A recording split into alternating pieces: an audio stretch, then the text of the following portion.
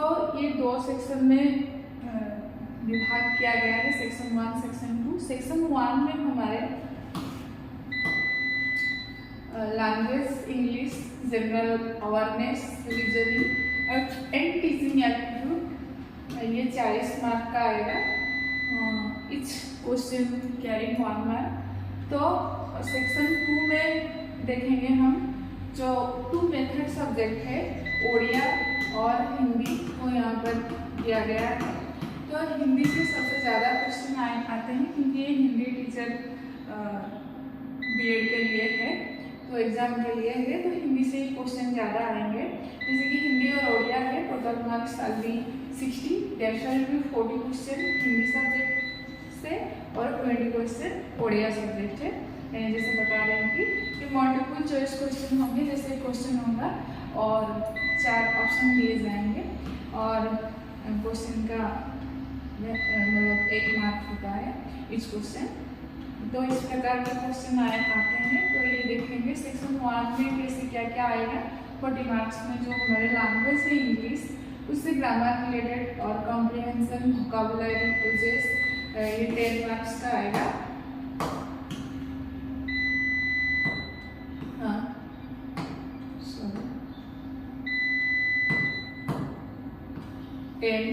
फिर जो general awareness, everyday science, political system and happenings, general information, ये हमारे जो एवरीडे साइंस होता है, जैसे कि हमारे एलिमेंट कितने होते हैं और थोड़ा बहुत एसएससी का क्वेश्चन। फिर मुख्य होता है एजुकेशनल कम्युनिटीज़, जैसे कि हमारे शिक्षा नीति क्या क्या है। जैसे हम बहुत शिक्षा नीति के बारे में बीएड में पढ़ेंगे, लेकिन वो बेसिक जो होता है, जैसे कि हमारी अभी का जो शिक्षा नीति है 2020 एलईपी, इसमें मतलब ये कौन मुख्य थे या उससे पहले क्या क्या हुआ था। 1964 के आसपास कोठारी कमीशन था और ये सारे कमीशन और एजुकेशनल पॉलिसीज, शिक्षा नीति, ये सब बारे में, जैसे कि आरटी या 2009 और इसका मुख्यालय कहाँ पर है ये भी आ सकता है।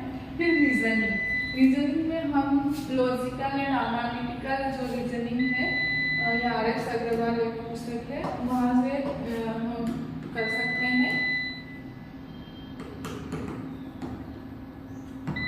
हाँ, एनालिटिकल और लॉजिकल रीजनिंग 10 मार्क का, ये प्रैक्टिस करने से हो जाएगा। फिर ये जो है टीचिंग एप्टीट्यूड, ये बहुत ही मतलब बीएड करने जा रहे हैं तो ये मुख्य मतलब पार्ट है। जैसे कि प्रॉब्लम सॉल्विंग, एजुकेशनल कॉन्सेप्ट, जैसे कि तुम्हें दिया जाएगा, तुम क्लासरूम में हो, एक बच्चा हर समय डिस्टर्ब कर रहा है क्लास को, उसको कैसे मैनेज करोगे। और लर्निंग मतलब शिक्षा का क्या उद्देश्य है, जैसे कि व्यवहार में परिवर्तन करना, ये बहुत सारे ऐसे रिलेटेड इश्यूज, कैसे क्लासरूम मैनेजमेंट कैसे करोगे, रोल ऑफ वेरियस एजेंसी, तो क्या क्या एजेंसी हैं जो एजुकेशन सिस्टम को ठीक से चला रही हैं, इसके ऊपर एप्टीट्यूड। ऐसे भी आएगा कि एक बच्चा बीमार है, स्कूल नहीं आया था, तुम उसको पहले डांटोगे या उसका कारण जानोगे। तो इस प्रकार के क्वेश्चन आएंगे जिसमें 10 मार्क्स क्वेश्चन आएगा। ये मतलब वही जो एस्पिरेंट है उसके ऊपर उसका टीचिंग एप्टीट्यूड कितना है ये जानने के लिए टेस्ट किया जाता है। और management, education related, teaching learning strategy, अब क्या क्या स्ट्रैटेजी मतलब कैसे फॉलो करोगे स्लो लर्नर के लिए, या जो मतलब उसका आईक्यू जानने के लिए, या जो सबसे अच्छा पढ़ता है उस जैसे वालों के लिए कैसे स्ट्रैटेजी तुम प्रयोग करोगे, इसके ऊपर। तो ये हो गया हमारे 40 मार्क जो सेक्शन 1 में 40 हो गया। हाँ, अभी जो हिंदी के विद्यार्थी नहीं हैं, जो ग्रेजुएशन में हिंदी नहीं रखते हैं, ये 40 मार्क मतलब में थोड़ा जो हिंदी बैकग्राउंड से नहीं है वो अच्छे से उससे फोकस करना चाहिए। और जो हिंदी के विद्यार्थी हैं उनको तो कोई प्रॉब्लम ही नहीं है, जैसे कि हिंदी में 40 मार्क्स आएगा हिंदी रिलेटेड, ओडिया 20 मार्क्स, ऐसे करके ये 60 हो गया। तो टोटल कितना हुआ हमारे 40 60 हमारा 100 मार्क्स क्वेश्चन आएंगे इस क्वेश्चन 1 मार्क। तो हिंदी का सिलेबस डिटेल सिलेबस डालेंगे, जैसे history of Hindi literature, Hindi साहित्य का इतिहास। ये जानने के लिए हमें हिंदी साहित्य का इतिहास जो आचार्य रामचंद्र शुक्ल है उनके पुस्तक को पढ़ना चाहिए, क्योंकि उनके जो काल विभाजन को ही मान्य माना गया है। वैसे तो बहुत किए हैं जज ये सब मिश्र बंधु, लेकिन हम इनके जो आचार्य रामचंद्र शुक्ल के हैं उसको पढ़ेंगे तो बहुत कुछ जान पाएंगे। जैसे कि काल विभाजन मुख्य प्रवृत्तियाँ, तो सामान्य परिचय में हम जानेंगे काल विभाजन क्या है। हिंदी के जो काल विभाजन है उसको कितने भागों में बांटा गया है, जैसे कि आदिकाल, भक्तिकाल, रीतिकाल, आधुनिक काल। फिर उसको भक्ति के कवि कौन कौन है, रीतिकाल में कौन से कवि प्रमुख हैं, उनकी प्रवृत्तियाँ क्या है, वो कैसे लिख रहे थे। जैसे कि हमारे भक्तिकाल में भक्ति का प्राधान्य ज़्यादा था, तो इसी प्रकार मुख्य जो प्रवृत्ति है इसको जानना है। प्रमुख कवि और साहित्यकार, प्रमुख कवि जो होते हैं जैसे कबीर, सूर, तुलसी, उनके भाषा क्या था, वो कैसे लिख रहे थे, कैसे वो आधुनिक भक्ति का प्रचार प्रसार कर रहे थे अपनी लेखनी के माध्यम से। और उनकी प्रमुख कृतियाँ जैसे कि सूरदास का सूरसागर, कबीरदास का विजय में संग्रहित है, फिर तुलसीदास का रामचरितमानस, जैसे ही उनके जो कृतियाँ हैं उनको जानना है।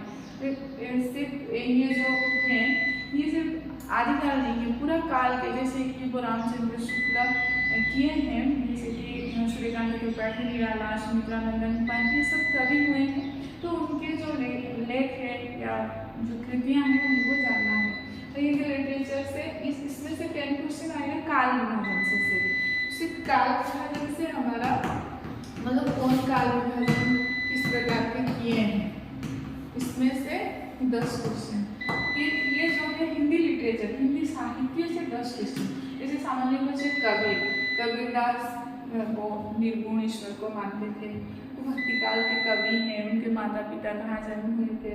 सूरदास श्री कृष्ण भक्ति के थे, तुलसी राम भक्ति के थे, मैथिली शरण गुप्त को क्या क्या लिखे हैं।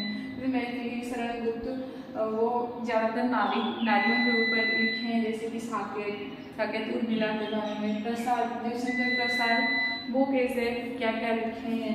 फिर पंत, ये जो छायावाद कौन से युग के कवि हैं ये बहुत इम्पोर्टेंट है। प्रसाद, पंत, निराला और महादेवी वर्मा, ये 4 स्तंभ है छायावादी युग के। तो इनके बारे में थोड़ा विस्तार से जानना है।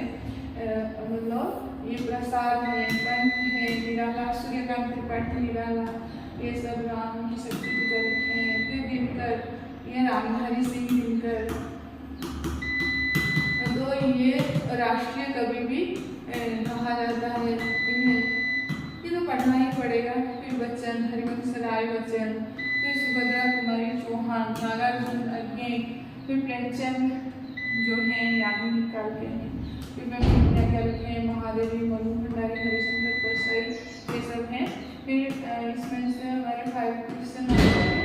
फिर ड्रामा रिलेटेड जैसे ध्वनि, वर्णमाला और वर्ण क्या है, ध्वनि किसे कहते हैं, हमें स्वर वर्ण, व्यंजन वर्ण, फिर हास्य स्वर, ये सब विनम्र वर्ण, ये सब। फिर डिफरेंट टाइम्स ऑफ पर्यायवाची, संधि, समास, कारक, विभक्ति, नाउन, मुख्य क्रियाएं, पॉपुलर, मुहावरे, ये सब। फिर ओडिया से जैसे ही ग्रामर रिलेटेड क्वेश्चन आएगा।